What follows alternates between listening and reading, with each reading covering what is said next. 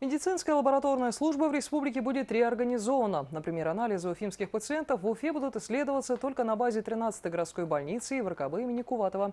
Проект централизации лабораторной службы реализуется уже в 29 субъектах страны. Теперь к ним присоединился и Башкортостан. Что такое процесс оптимизации значит для населения региона и где они будут сдавать медицинские анализы, расскажет Динара Таймасханова.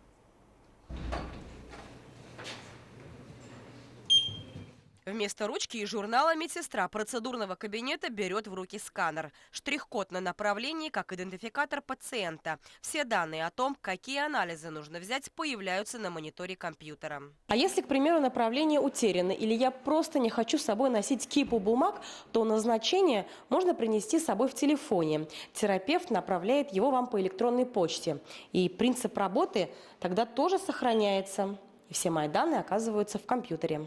Пробирок пациент на руки получает ровно столько, сколько нужно сдать анализов. Цветные крышечки – ценная информация медработникам. Под красным колпачком – биохимия, под фиолетовым – общий анализ. Каждая пробирка идентифицирована фамилией пациента и в какой отдел.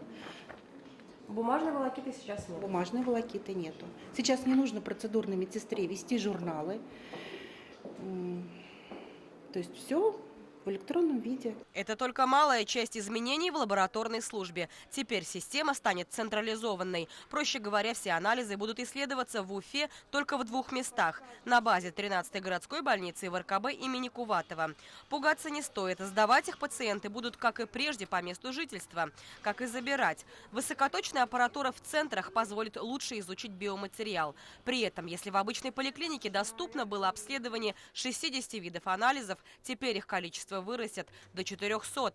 Это поможет сократить походы в платные медучреждения. Если раньше приходилось ожидать достаточно долгое время ряд исследований, например, на гормоны, на онкомаркеры, на иммунный статус, то на сегодняшний день, благодаря централизации, эти исследования выполняются практически день в день, ежедневно, и человек получает эти результаты по месту своего прикрепления. Более того, еще 72 часа анализы будут храниться в холодильнике. Если у врачей возникнут вопросы, исследования можно провести повторно.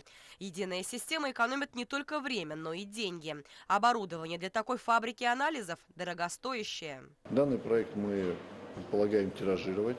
Всего в городе Уфе планируется создание 2 больших централизованных лабораторий.